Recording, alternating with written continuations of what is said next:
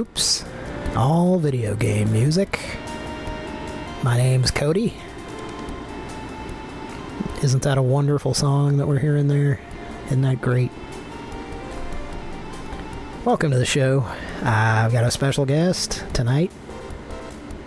Ladies and gentlemen, Patrick is here. Hi. How you doing? Pretty good. This is my first time on here, and I like this show a lot. I listen to it.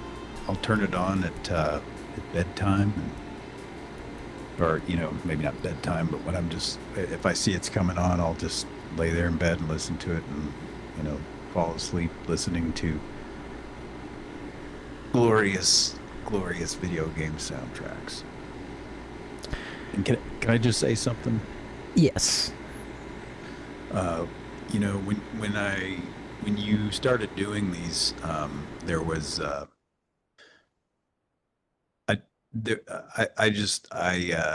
for whatever reason I thought, well, I mean, to me there seems like there's there's obviously a finite amount of video game music out there, but I'm kind of impressed. I'm just kind of impressed that you've been able to just kind of keep this going and keep finding new, really good stuff to play. So, yeah, well, I felt the same way when I started, which was in January or February. The idea was just my favorite video game songs, and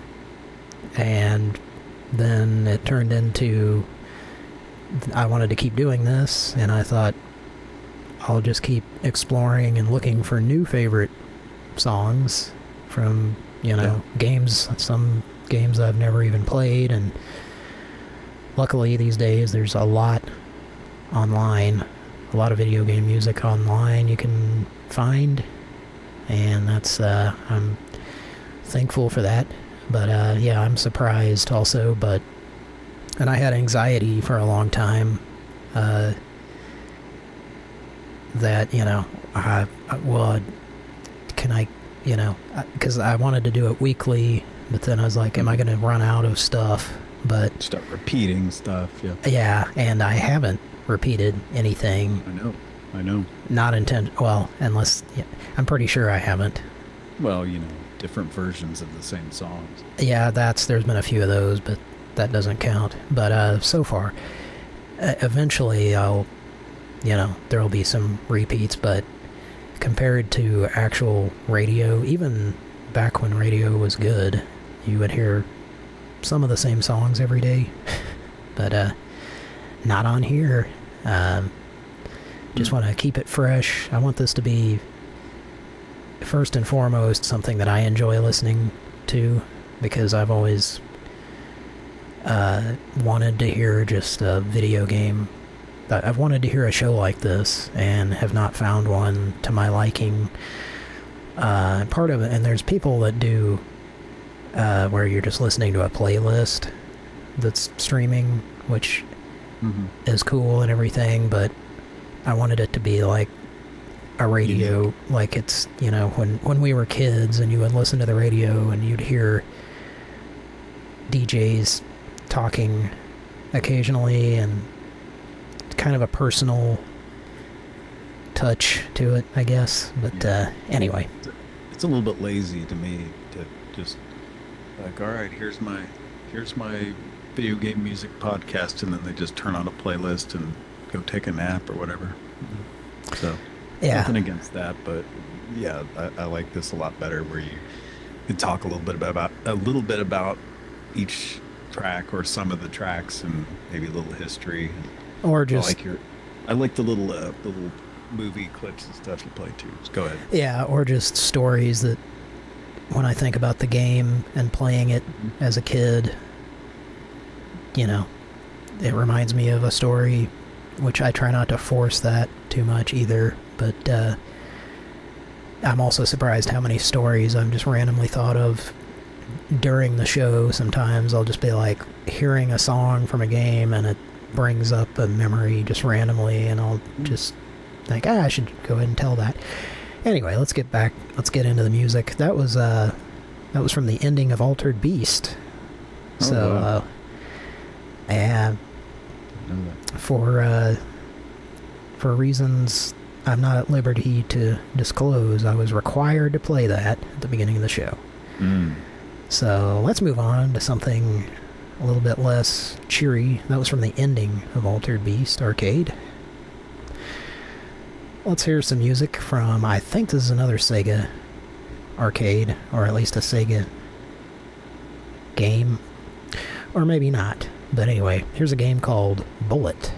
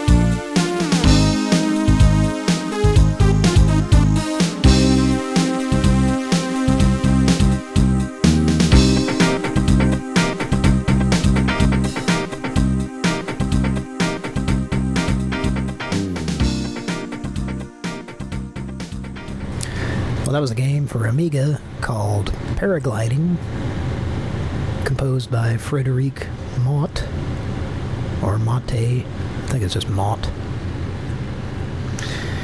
Before that, a game called Buster. Before that, Big Sky Trooper, a game that I rented for SNES back in the day when it came out, and it's kind of a role-playing kind of game. I remember kind of liking it, but it was a little bit weird. It was kind of glitchy. I remember there was a part where there was ice, and you'd get stuck sliding into walls and going in kind of a pattern, bouncing off walls where you couldn't stop. And after a couple of minutes, it would say tactical retreat or no traction, and then you'd have to like start the level over or something. And it just seemed like a glitch that they, instead of fixing, like did that, which I guess is better than resetting the game, which is what I thought I was going to have to do. But it's about the only thing I remember from that game. But that was a song from it earlier there. Before that, Super Contra Arcade. Supposedly an unused song, although it's on the Nintendo one, so I'm not sure if it was unused on the arcade.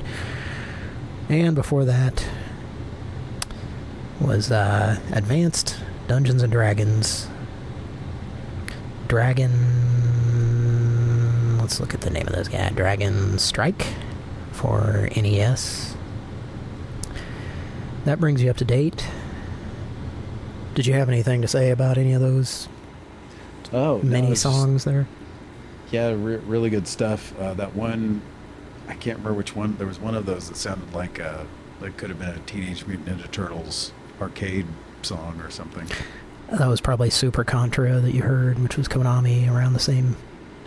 Okay. Around that time. Makes sense. Yeah, I was telling the audience it's labeled as an unused song, but it was definitely on the Nintendo game, Super C. Right. And I always liked it. Yeah, I knew it sounded familiar, but you couldn't place it. But yeah, good stuff there. Well, coming up next, and by the way, I didn't address the theme of tonight's episode, which is it's not really a theme. It's just kind of just random songs, but a little bit of a theme with Rick there.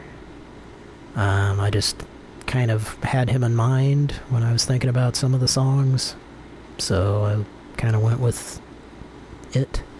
And let's hear a song from Ghostbusters for Sega Genesis.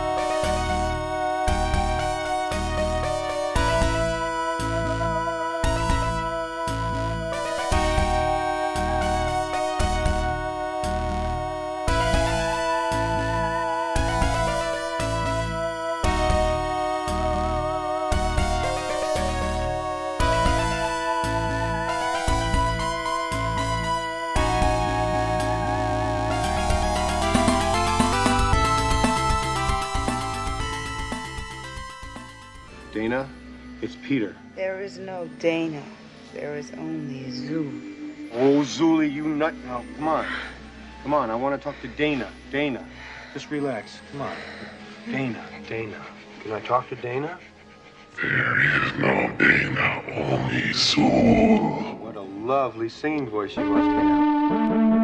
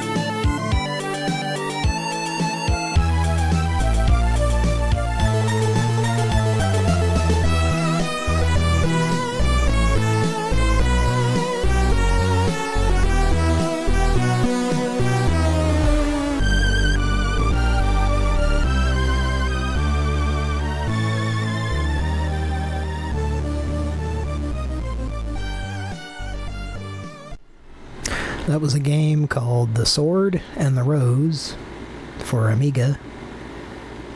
And that was one of my favorite Euro composers, Alistair Brimble. What'd you think of that, Patrick? It was great. I love that Sid chick. That Sid. Yeah, there's so many fucking Amiga games, and so many of them have good music. And I don't want the whole show to be Amiga music, so, you know, I just sprinkle the songs in here and there. Try to keep a good balance, you know. I don't want it to be too jarring when you hear 8-bit NES stuff. But, yeah. Alistair Brimble, of course, couple of my favorite video game songs of all time, from Toddlers by him. Mm-hmm. And then, surprisingly, I learned recently, one of the, you know, I'm always learning surprising fun facts about composers when I prepare for the show.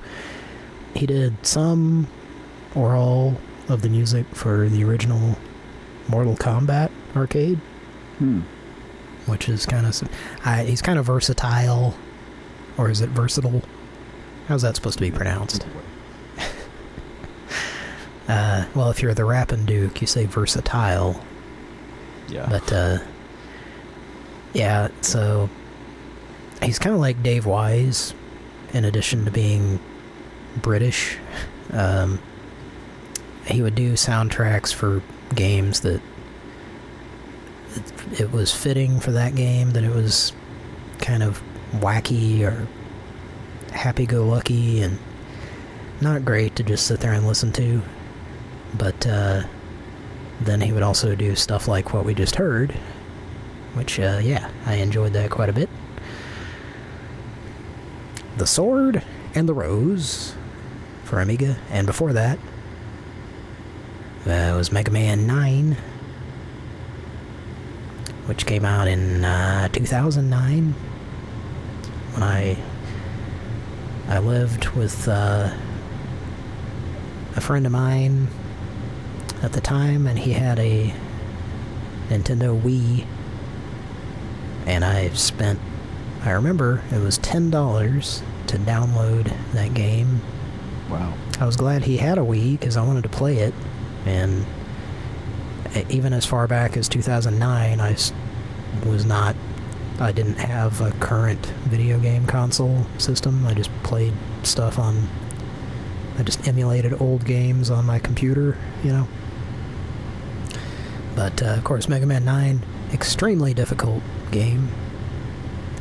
And, the same composer, or some of the stuff is the same composer from, I think, Mega Man 2, and you can tell, like, all the music on that is great. It all sounds like, you know, classic Mega Man music.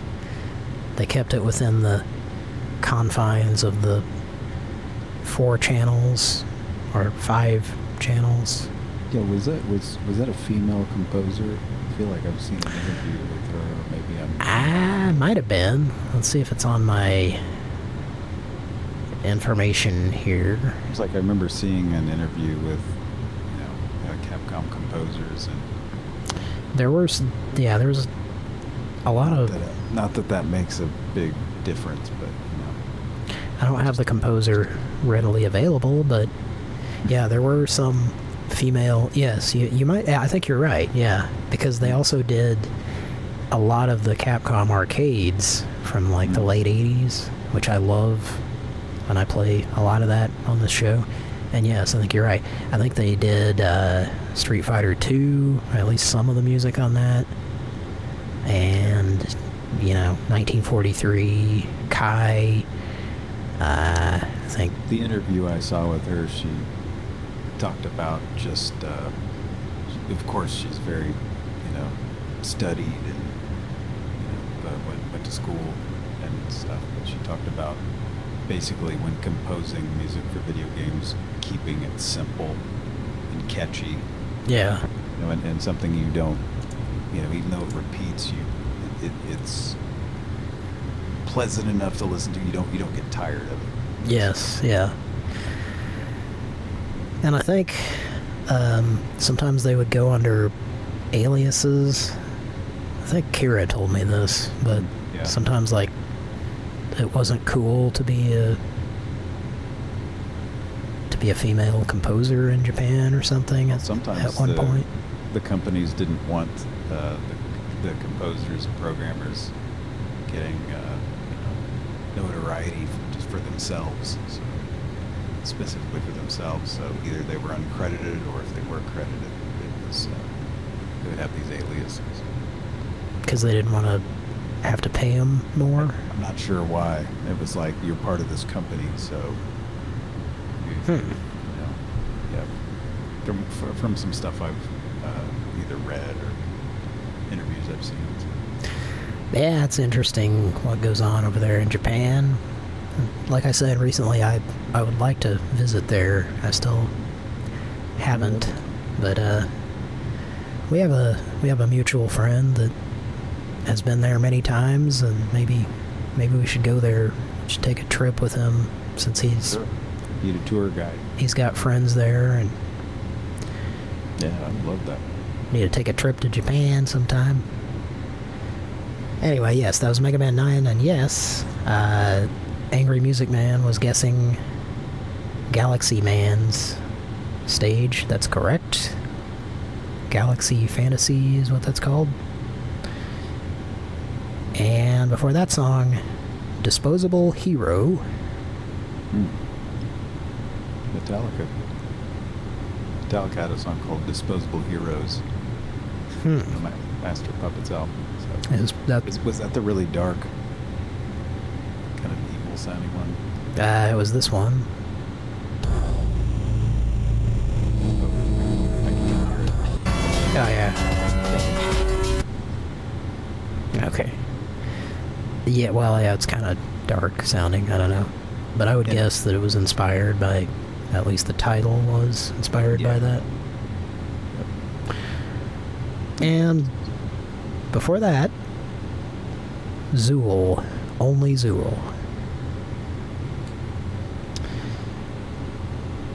Where was that? Which port of Zool was that? Super Nintendo, Okay. which I think is the best Yeah. music-wise. Although it's originally on Amiga, and then at some point it was on Sega Genesis. I've played some from each version. The thing about the Super Nintendo one is it has more songs, I think, because maybe it's the latter of the three. Yeah.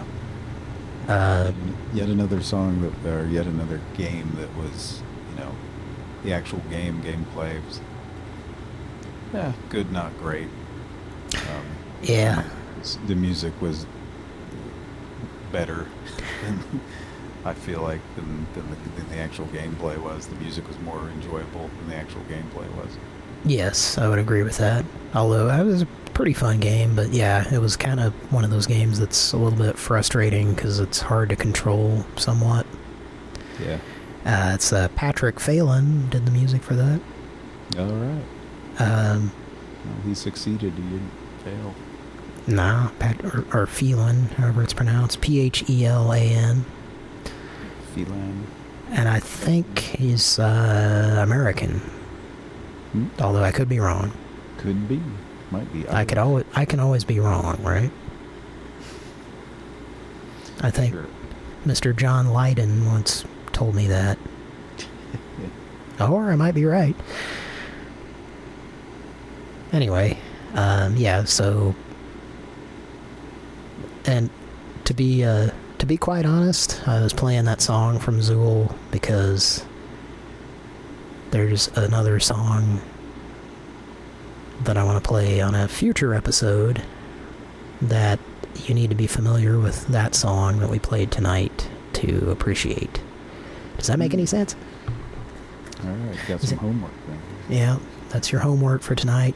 Think about that song from Zool that sounded like it was a stereotypical Middle Eastern sounding kind of song. It's called Tropical Islands, but it seems like it was one of those... I don't know, it's been so long. I played that game when it was new. About 30 years ago. But it seems like it was a pyramid level that song was on, but maybe not. But there was sand, for sure. Anyway. Coming up next, get a request. And if you have a request, put it in the chat, or in the comments, or Discord, or send us an email, or give us a call. Whatever you want to do. We do take requests here, and I do appreciate them. Makes my job a little bit easier. Got a request from Angry Music Man, and this is a good one. This is from Sonic CD, and it's actually a cover using the Sega Genesis sound font, and it's based on the Japanese version of the game, which apparently has totally different music than the American one. I was not familiar with either, but I did enjoy this, and here it is from Sonic CD.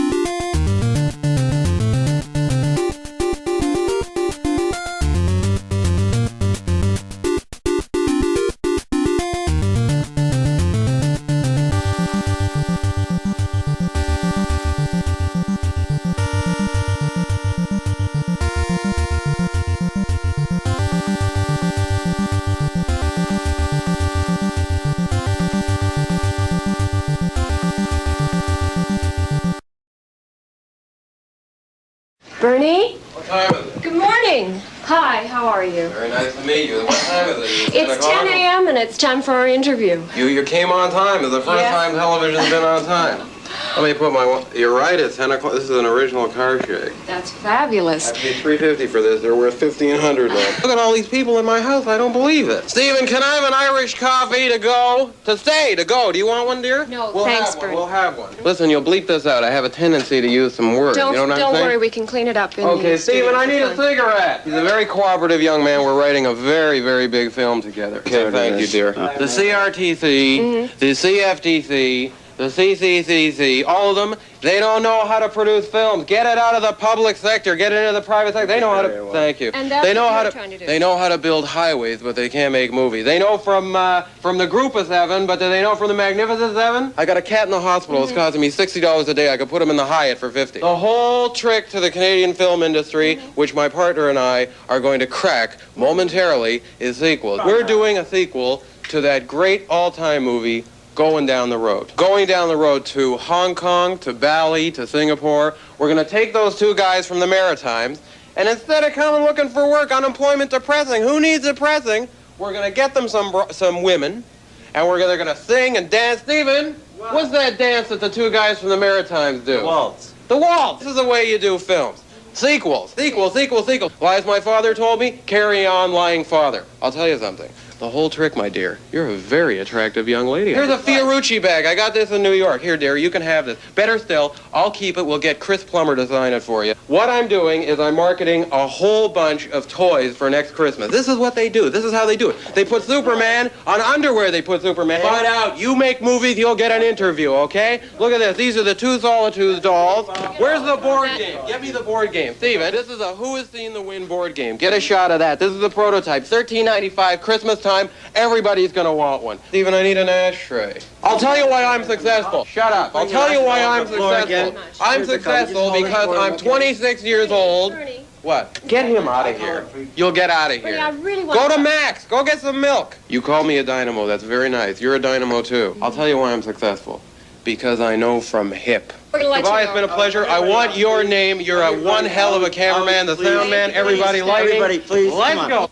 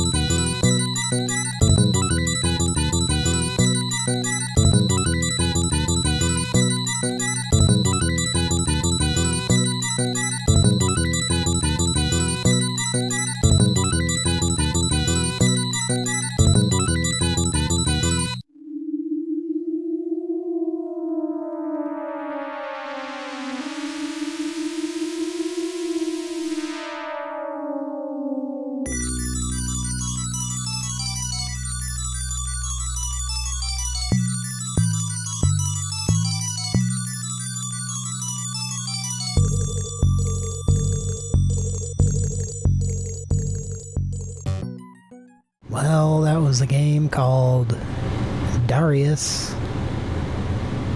And correct me if I'm wrong, I think that's from 1987. And I talk about this a lot on the show, I think, but I'm just very impressed by arcade game music from the mid to late 80s. And it's debatable if 87 is mid or late. Patrick, are you there?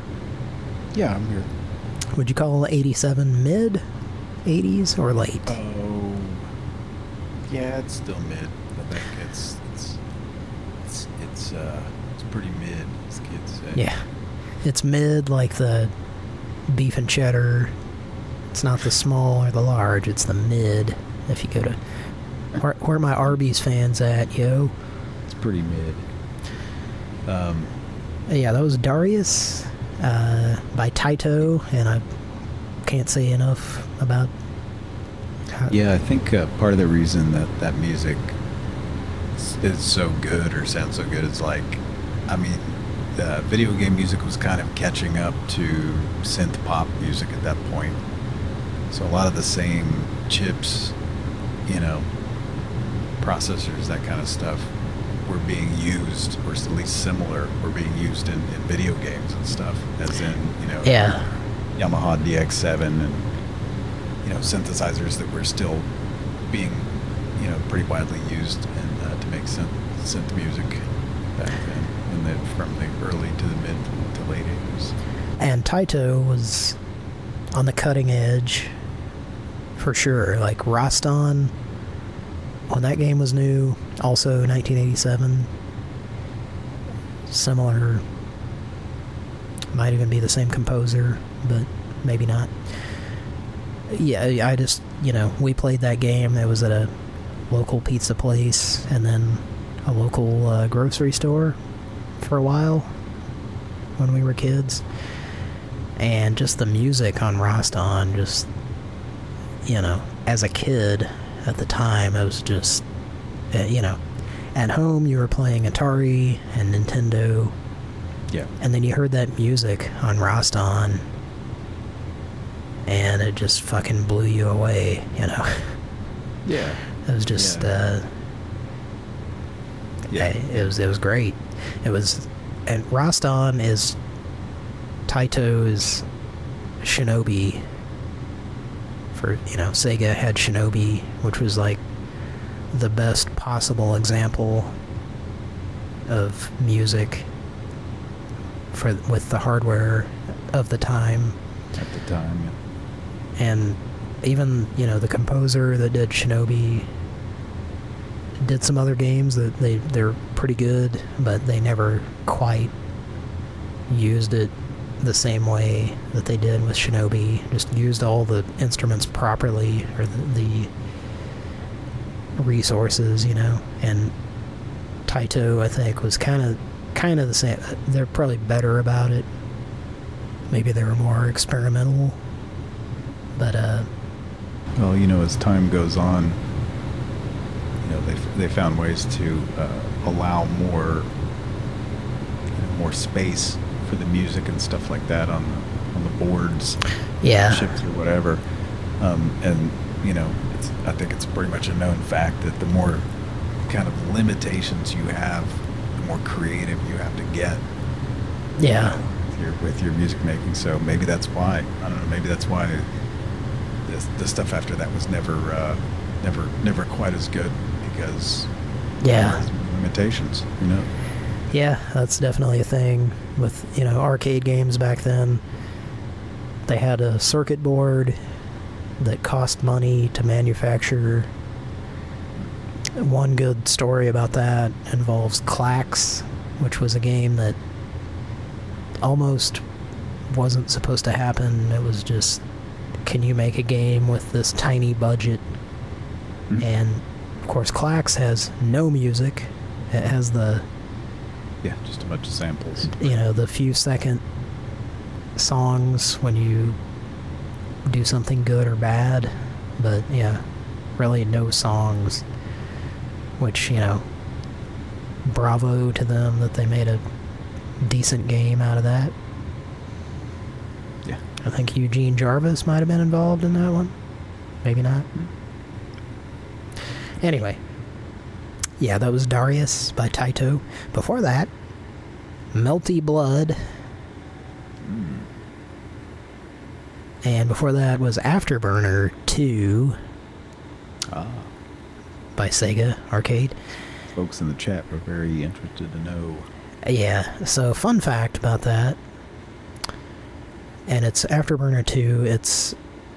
I don't know how much different it is from Afterburner. It was kind of a remake of Afterburner, like a year later or something like that.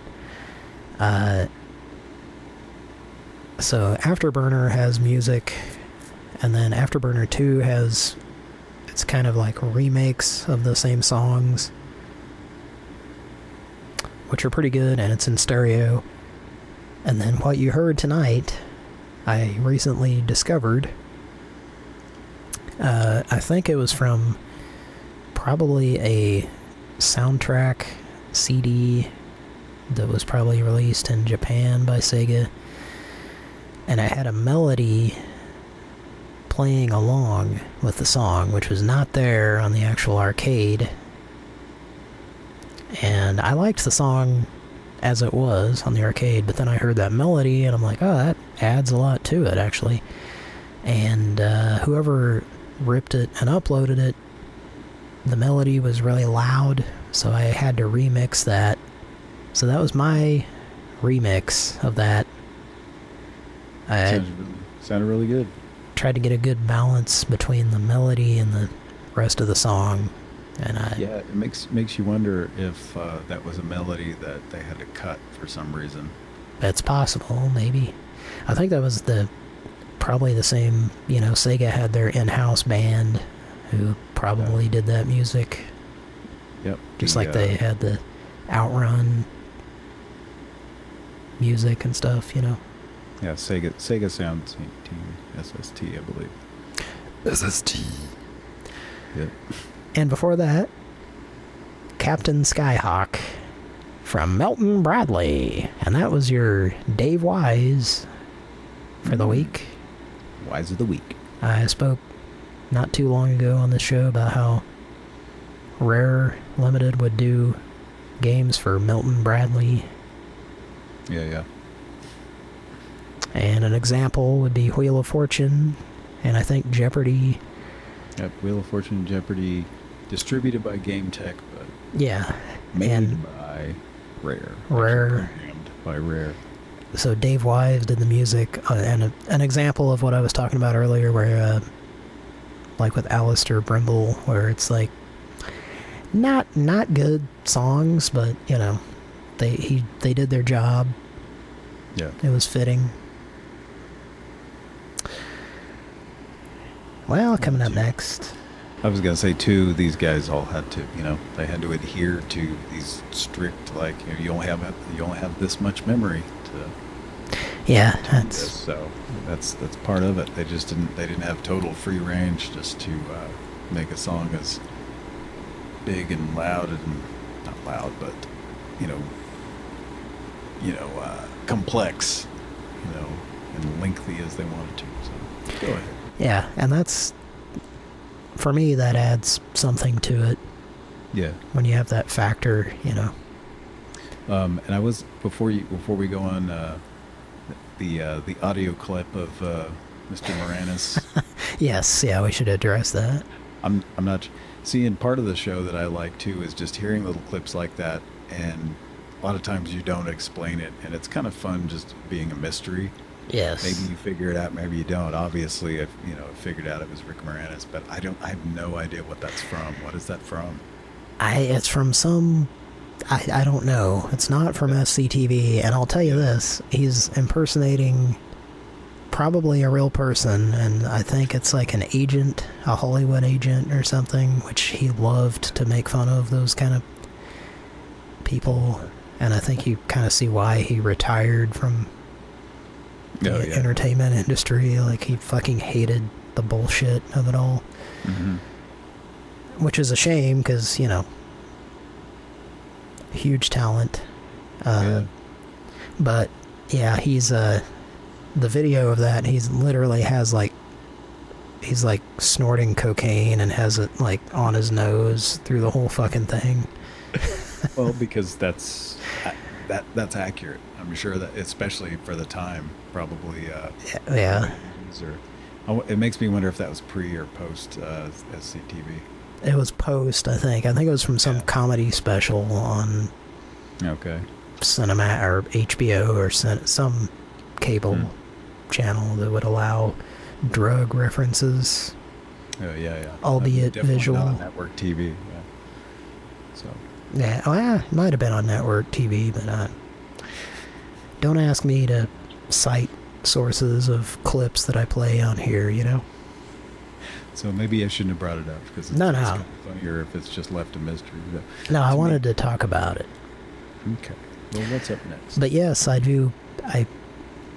almost every clip, almost everything on any of these shows, there is something that has to do with the theme or something.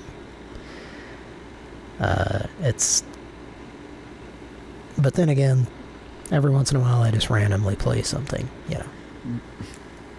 So I like to keep it that way. Mysterious, maybe. Yep. Keeps it interesting. Keeps things interesting. But at the same time, there are a lot of unspoken rules that I have. And I don't know if anyone has figured out any of them, but Oh, you don't have to say. for the most part, there is even when there's not a theme to these shows, there's kind of a theme. Let's play another song. Here's an arcade game called Galaxy Fight.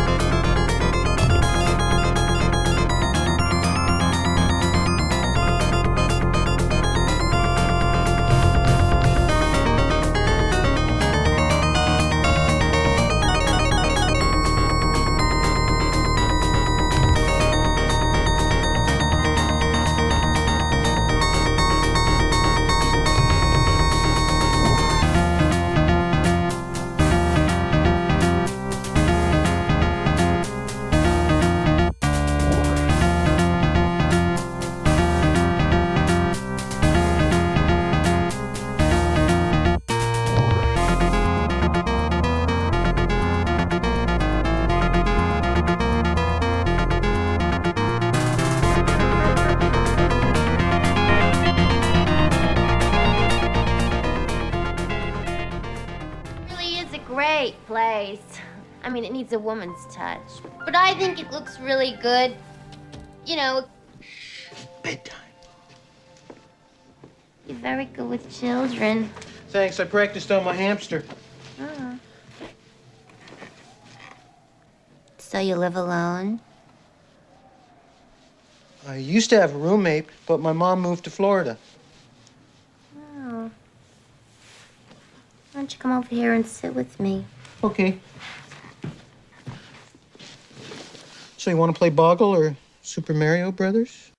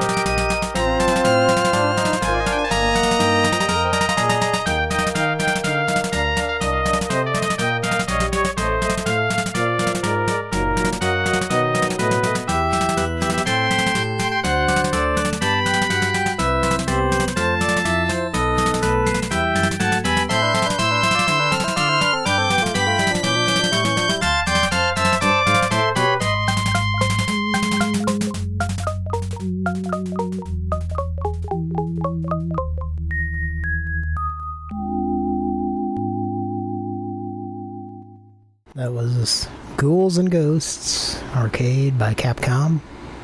Possibly by that female composer we were talking about earlier.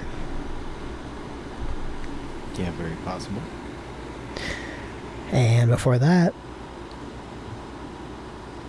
do you know what that game was, Patrick? That song before what we just heard? It was a little bit Joplin-esque. Oh, yeah. I didn't see anyone in our chat. It's a ragtime version of some actual game. I couldn't tell you what. It's a game that's chock full of ragtime stuff. Man, I don't... I'm surprised I didn't see anybody in the chat. One of the Castlevanias? Nah. You just played Bloodlines, right? So It's probably not something you've played, but I played it. It seems familiar to me, but... It's called Cuphead. Cuphead. Yes, Justin has Cuphead. So I've heard a little bit of that, yeah. Yeah, I played that game. Someone in my household came across that game, and we were playing it together, and it was very challenging. It's, it's two-dimensional. Well, it's, done in a 1930s, 40s style of animation. Yeah. It's very challenging. It's very difficult, and I loved it. I was like, this is a new game. Now Tane I can get into. Yeah.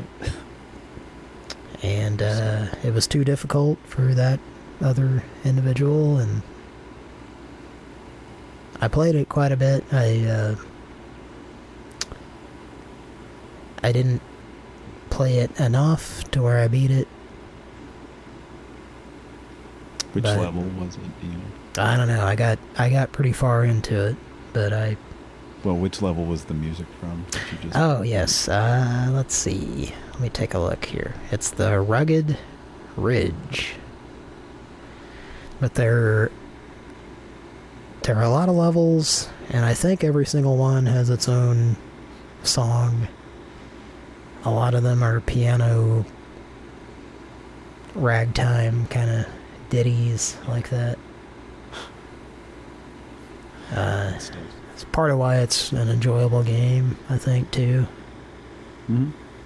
I don't think, I don't think a lot of people, I don't know, when we were kids, it seemed like a lot of other kids we knew that played games just couldn't care less about the soundtrack. They didn't care, but I think it does something kind of on an almost subliminal level. Yeah. Makes it more enjoyable if the music is decent or good or, doesn't get irritating. It makes it a better game. Yeah, there were a lot of games that otherwise would have sucked. Mm-hmm. If the music sucked. And then the opposite of that, there were games where the game fucking sucked, but the music was great, so you played anyway, because you wanted to see if you got to the next level to hear the music, Mm-hmm. Target Renegade. Yeah, that's one of them, yeah. That's a Technos. And that was, Ito. that was Tim Fallen. Tim Fallen. Yep. Yeah. We've played some of that on this show. Yep.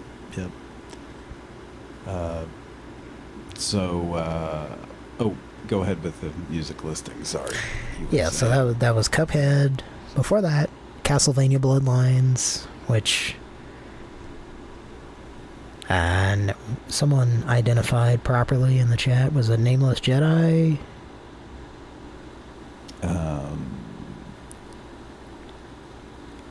Probably. Yes, it was. So you get a free T-shirt, Oops All Video Game Music T-shirt. Before that, Super Mario Brothers. 3. And that was Patrick, I'm sure you would agree with me. It was the first time I heard someone call it Super Mario Brothers. And it was Rick Moranis. Yeah, maybe is Louis Tully? Is he from Philly or something originally? I'm not sure. Why they call it I'm Mario. not sure. I mean, I would assume Canada, but you know. It's just a comical way to say Mario. Yeah, and I've heard other people say it that way, and it's just amusing when they do, you know. Yeah. From people from New Jersey or Philly, something. Well, like that. yeah, Rick is from Canada, right? Yeah. Yes. Definitely. Yes. I'm not saying him himself, but the character. Yeah. And before that, we had Sorcerian Forever. Sorcerian Forever. And is that a Keishio now? I think it is. Maybe not that port. Yeah, the composer. Let me take a look here. Give me a second. Sorcerian, yeah, I'm pretty sure that is. I knew that one was familiar to me. I'm not sure. It's a Falcon Sound Team. Yeah. You're probably right. Yeah, it may not have been him specifically, but he may have done some other tracks for that game. It may not have been all him who did that, but I know that's one of the soundtracks he definitely worked on. So. Well. So I had one more thing I was going to say. Yes, go ahead, Patrick. I noticed that the Power Glove was brought up in the chat here. We're talking about it's like Colonel Rangus here was asking if anybody if we've seen the Wizard movie, The Wizard with Fred Savage, and after bringing that up, Anger Music Man says gotta watch the Power Glove scene now. So that made me think of if you're a fan of the Power Glove, check out Classic Game Night Fridays. That's my show. That's mine and Justin's show. We have some. I just wanted to say we got some live streams coming up. October 5th, very special episode. A system we've never done before. Should be really cool. So you want to check that one out. So October 5th, and then another live stream October 26th planned, and that's going to be Classic Game Night Frights. That will be horror/Halloween games. That's always a fun episode. And then we have another episode planned for November 16th, and a year-end/holiday special December 14th. So just wanted to plug that. Well, if you just type in what Patrick just said. YouTube.com/ Look it up on the Google. Is the @ and the URL? I'm not sure. But it's CGN Fridays, Classic Game Night Fridays. Yeah. I don't have access to the chat. I can read it, but I'm not logged in. So. Well, we can, hopefully. Oh, that was. I'm sorry. That I didn't. I didn't tie it all together. The last episode we did Nintendo peripherals, and the Power Glove and the U-Force were included in that. Light Zapper, U-Force, and Power Glove. Really cool episode. Justin actually kind of figures out the U-Force, and we had a flight yoke on the U-Force, so we were able to play Top Gun with it, which was kind of fun. And he actually figured out Punch Out, where you actually punch at the do punching motions at it. It was actually really cool. Did you discover that it actually works properly, or close to it? I mean, it's still not. There's still a huge learning curve that I don't think most kids would have the discipline. Most Mojos didn't have the discipline. Yeah. So yeah, but it is still kind of neat to see something like that actually sort of worked the way it was meant to work. It is CGN Fridays, all one word, CGN Fridays. Just do a search for that, and it's Classic Game Night Friday. And honestly, we don't do a lot of Friday shows anymore. It's mostly Saturday afternoons, marathon type shows. Go ahead, Cody. It's Classic Game Night Fridays, and in parentheses, mostly Saturdays. Yeah. We should probably change the... It's like those Hungry Man dinners where it's like turkey, mostly white meat, in parentheses. We when we started out, we did Friday night shows, like almost every Friday night, and then we figured out that it's tough doing those shows. Like after you've worked an entire week, it's a lot easier to get set up on a Saturday afternoon and go for like 6 hours. So. Yeah. When you have CGN Fridays. Classic Game Night Fridays. Yeah, and then like I said, the last episode we did was when was that? I guess the end of June. Has it been that long? I try to be on these shows when I can. Yeah. Anyway, thanks for letting me plug that, though. Yeah, thanks for being on tonight, Patrick. And it was fun. I've wanted to be on one of these. I really do thoroughly enjoy the music, and you know, I'm very picky about the kind. I like video game music, but I've always been kind of very particular about the kind of or the type of video game music. Yeah. So tuning in here makes it a lot easier for me to, you know, I rarely, I don't think I've ever really heard something on here that I was like, this sucks, or you know, I really don't want to hear this. It's just you put together a really good variety of stuff here, and it's all like good stuff. It's all really well composed. It's not just and your listeners who subscribe request stuff. Their requests are really good as well. So it's really good stuff. It's tough to go out and go to a site that just has tons and tons and tons of video game soundtracks and just kind of go through them and go like, well, I don't really like this, and so I kind of have my favorites. I don't have it's not a huge wide array of stuff that I listen to, but this helps a lot. This is really, really great. I enjoy it. Well, thank you. And yes, that is part of the process. I listen to a lot of music, and a lot of it is crap. And I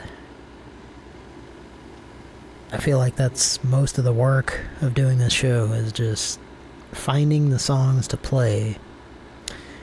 And that's why, if you're listening, if you're a fan of video game music, please send a request. That helps me quite a bit. Thanks to Angry Music Man and Kira and BRB, everyone else who's sent in requests. I should send you a request at some point. Well, but that's not why I listen to the show, so I can hear my request. I listen to the show so I can hear some stuff I haven't heard before. So. Yeah. But I could probably give you some suggestions and stuff, or requests, and maybe your listeners haven't heard any of that. Then there's I like too that it's not just old stuff. There's a lot of new soundtracks. I mean, when I say new, within the past 15 years, 20 years, yeah. 15 to 20 years, that, I mean, maybe even 10 years, that it's like, wow, that's really good. It's really good stuff. I mean, even though it isn't, the old chippy sound stuff. Yeah, I try to mix it up. I try to keep things interesting. And if you like what we're doing, we got a Patreon page and a PayPal link in the description. Help keep us going. Mm-hmm. Sure. Help us pay our fees to Zoom and all that shit. Yes, I agree. Thanks for being on, Patrick. Well, thank you for having me. And real soon. Yeah. Anytime you want to be on, Sure. I tend to do these shows during the week. This happens to be a Friday, so... Yeah, that's probably a big reason I haven't been on so far, is because, I'm kind of getting some sleep for work. Yeah. On weeknights. Some of us have to sleep. Yeah, well, I do too, but I just kind of do it sometimes.